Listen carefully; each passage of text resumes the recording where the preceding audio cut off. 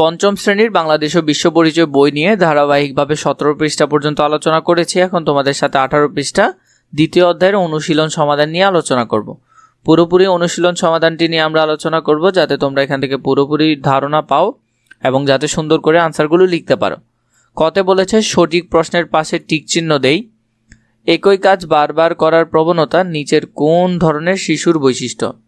এটি সাধারণত অটিস্টিক শিশুর বৈশিষ্ট্য। 2 নম্বরে সমতাভিত্তিক শিক্ষণ পরিবেশে ছেলে মেয়ে উভয়ের মধ্যে কি তৈরি হয়? নিরাপত্তা বোধ তৈরি হয়। তাহলে উত্তর হবে খ নম্বরটা। এরপরে এখানের মধ্যে খতে বলেছে সত্য হলে তার পাশে দন্তীয় স এবং মিথ্যা হলে তার পাশে মরশিকার মি দিব। শারীরিক সমস্যাগ্রস্ত শিশুরা ধীর গতিতে কথা বলে। অনেক ক্ষেত্রে এই কথাটা সত্য।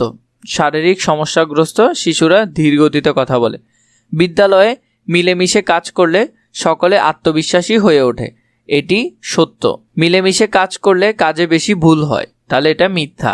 4 নম্বরে বলেছে সমতাভিত্তিক শিক্ষণ পরিবেশে সবাই একে অপরের সুবিধা ও অসুবিধার কথা চিন্তা করে। এটা সত্য। তাহলে এইভাবে করে তোমরা আনসারগুলো লিখে ফেলতে পারবে।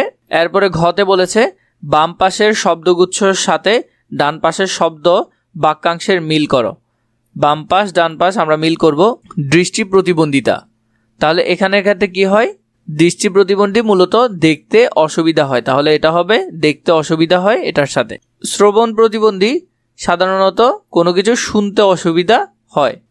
এরপর হলো বাক প্রতিবন্ধিতা, সাধারণত কথা বলায় অসুবিধা হয়। তাহলে এভাবে করে তোমরা উত্তরগুলো সুন্দর করে এইভাবে লিখে ফেলতে পারবে। এরপরে কি দিয়েছে? সংক্ষিপ্ত প্রশ্ন।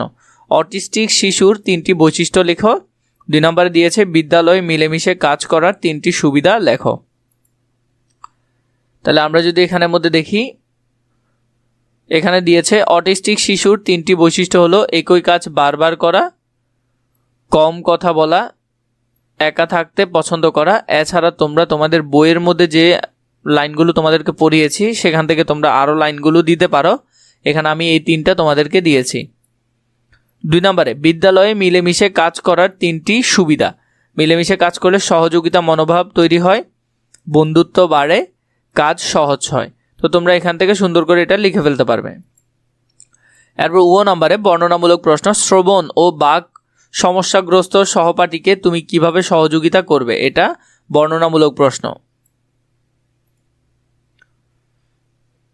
তো দেখো উত্তরটা আমি তোমাদেরকে 2 ভাবে দেওয়ার চেষ্টা করেছি। এখানের মধ্যে একেবারে ছোট করে দিয়েছি, কিন্তু তোমরা পরীক্ষার জন্য এটা পড়বে ভালো করে।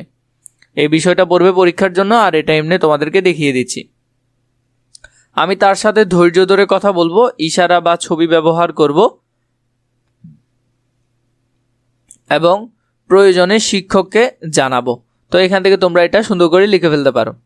বর্ণনামূলক যে বড় করে তোমাদেরকে যেটা শিখতে হবে, আমার শ্রেণীতে যদি কোনো সহপাঠীর শ্রবণ ও বাক সমস্যা থাকে তবে আমি তাকে আন্তরিকভাবে সাহায্য করব।